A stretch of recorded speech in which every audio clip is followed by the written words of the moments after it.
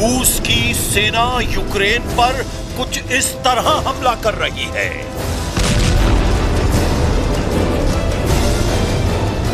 आसमान से बरसते बारूद,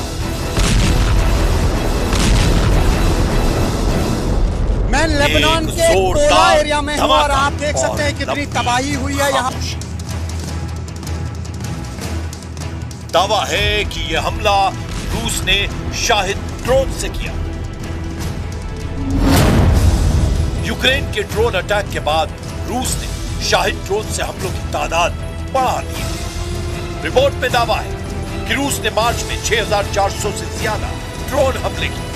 औसतन 230 ड्रोन हमले हर दिन। अप्रैल और मई में 8000 से ज्यादा ड्रोन अटैक हुए, मतलब हर दिन 260 से ज्यादा ड्रोन हमले। जून में रूस ने सिर्फ एक रात में 650 ड्रोन दाग दिए।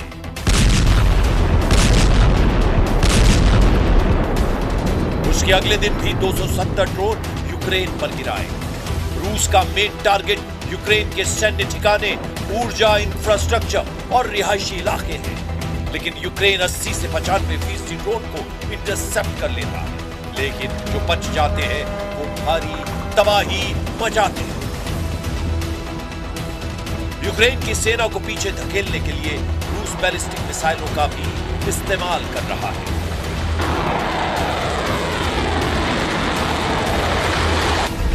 मई में एक दिन में 36 बैलिस्टिक मिसाइलें दागी। जून की शुरुआत में एक दिन में 40 बैलिस्टिक हमले किए। बावजूद इसके यूक्रेन ने रूस को बड़ा झटका दे दिया है। 2025 में यूक्रेन के पूर्वी और दक्षिणी हिस्से पर रूस का कब्जा था। डोनेस्क, ज़पोरिज़िया और खार्किव जैसे इलाके रूस के कंट्रोल में आ गए थे। मतलब 2025 में रूस ने यूक्रेन के 4700 वर्ग किलोमीटर हिस्सों पर कब्जा कर लिया था। लेकिन 2026 में जून आते आते यूक्रेन ने रूस की सेना को फिर से 600 वर्ग किलोमीटर पीछे धकेल दिया।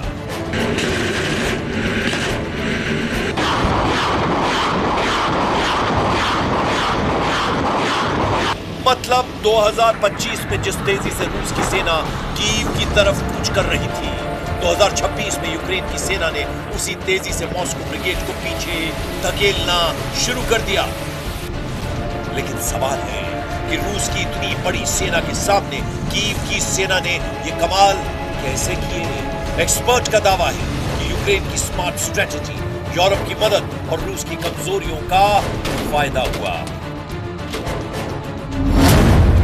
फरवरी 2026 में स्पेसएक्स ने रूसी सेना के अनऑथोराइज स्टारलिंक टर्मिनल्स बंद कर दिए। इससे रूस का कम्युनिकेशन सिस्टम कमजोर पड़ गया। ड्रोन ऑपरेशंस और कमांड कंट्रोल पूरी तरह बिगड़ गया। रूसी सैनिक बिना रिलायबल कनेक्शन के अकेले पड़ गए, जिससे यूक्रेन को घुसपैठ का मौका मिला। सर्दियों में कोहरा और बर्फबारी के दौरान यूक्रेन की एयरबॉर्न असॉल्ट फोर्सेस और असॉल्ट ब्रिगेड्स ने छोटे ग्रुप में रूसी सेना के इलाके में घुसने का काम किया। यूक्रेन ने लॉन्ग रेंज ड्रोन और इंटरसेप्टर ड्रोन्स, रूसी ड्रोन ऑपरेटर्स, एंटेना और कम्युनिकेशन सिस्टम को टारगेट किया। इससे रूस का ड्रोन सपोर्ट सिस्टम कमजोर पड़ गया।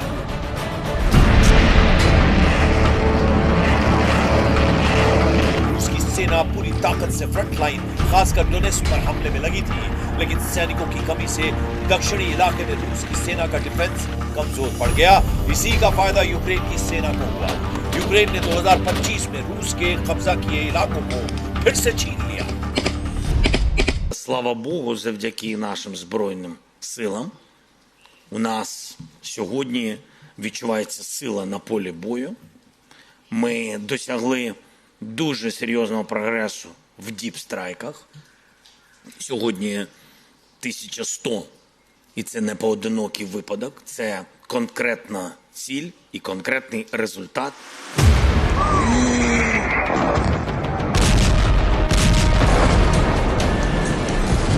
В центре! 4 साल से ज्यादा समय से चल रही जंग में पहली बार ऐसा लग रहा है कि युद्ध का मैदान फिर से करवट ले रहा है। क्योंकि जिस रूस ने यूक्रेन के शहरों को तबाह कर दिया। जिस रूस ने कीव पर कब्जे के लिए लाखों सैनिक झोंक दिए, उसी रूस की जमीन पर अब यूक्रेन ने बड़ा दावा ठोक दिया है। ज़ेलेंस्की की सेना अब सिर्फ बचाव नहीं कर रही, बल्कि रूस के अंदर घुसकर जवाबी हमला कर रही है। लेकिन इससे बौखलाया क्रेमलिन अब ऐसी तैयारी कर रहा है जिससे यूरोप तक की नींद उड़ सकती है। सवाल है कि क्या पुतिन अब सबसे बड़ा पलटवार करने वाले हैं? क्या यूक्रेन का ये दांव रूस के लिए अपमान बन गया है? और क्या जंग अब और खतरनाक मोड़ पर पहुंच चुकी है?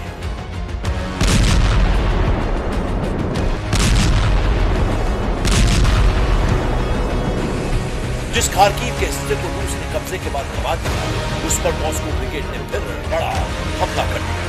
खार्किव पर रूस के मिसाइल और ड्रोन हमलों में कई लोगों की मौत हुई। लेकिन खार्किव पर हमले सिर्फ बदले की कार्रवाई नहीं है, बल्कि इसके पीछे पुतिन की नई रणनीति भी छिपी हुई है। रूस अब सिर्फ जमीन जीतने की लड़ाई नहीं कर रहा, बल्कि यूक्रेन की जनता का मनोबल तोड़ने की कोशिश कर रहा है। मॉस्को की कोशिश है कि लगातार ड्रोन और मिसाइल हमलों से यूक्रेन को आर्थिक और मानसिक तौर पर इतना कमजोर कर दिया जाए कि कीव बातचीत की मेज पर आने हो जाए। Мы сознательно идем на охлаждение экономики. И не сегодня, хочу вас заверить в этом, не в ближайшей перспективе никаких угроз мы не видим. Напротив, мы видим, что наши действия приносят определенный результат. दूसरी तरफ ज़ेलेंस्की भी अब डिफेंस मोड से निकलकर अटैक मोड में दिख रहे हैं।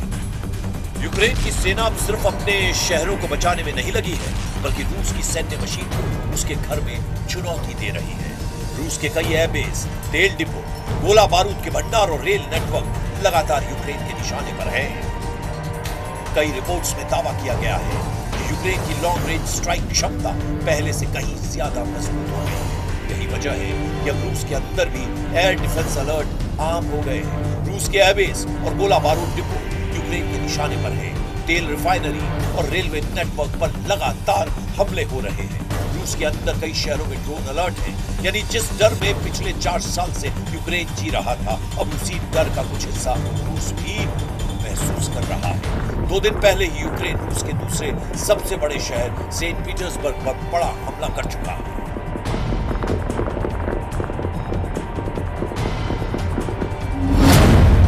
यूक्रेन के इस हमले में रूस के बाल्टिक फ्लीट का मेन बेस टारगेट पर था। तेल डिपो और ऑयल टर्मिनल भी निशाने पर था। इसके साथ ही यूक्रेन ने रूसी नेवी के हथियार और गोला बारूद स्टोर को भी निशाना बनाया। ज़ेलेंस्की ने खुद दावा किया कि उनके ड्रोन रूस के अंदर 1000 किलोमीटर पहुंचे और रूस के ठिकानों पर हमले किए। Повинні знати, якщо вони будуть застосовувати проти нас дрони і ракети, ми будемо робити те саме. І питання в часі, коли ми зможемо збільшити масованість наших відповідей.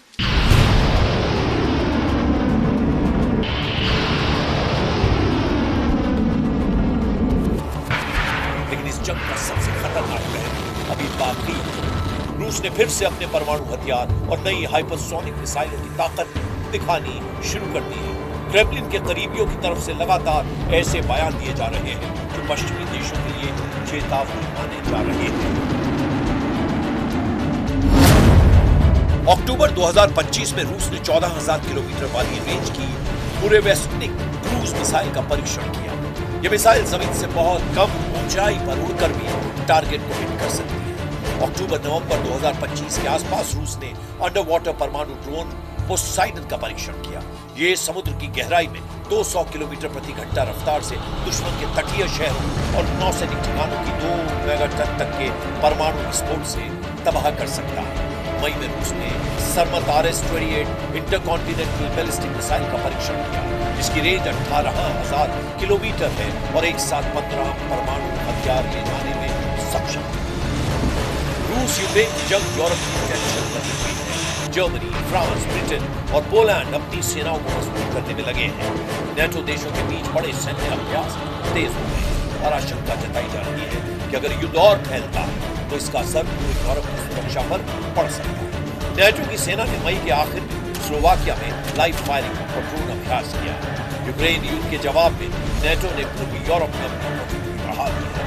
और सबसे बड़ा सवाल यह है कि क्या रूस के पास लड़ाई लड़ने के लिए पर्याप्त ताकत है? Європі треба більш оперативно рухатись в проєкті власної антибалістики. Всім нам це потрібно. Вже ми працюємо з кількома країнами, з Францією, з Норвегією, з Німеччиною, Швецією, Данією, Італією, з іншими партнерами над створенням європейських антибалістичних спроможностей. यूक्रेन के सामने भी हथियारों और एयर डिफेंस मिसाइलों की कमी का खतरा बना हुआ है।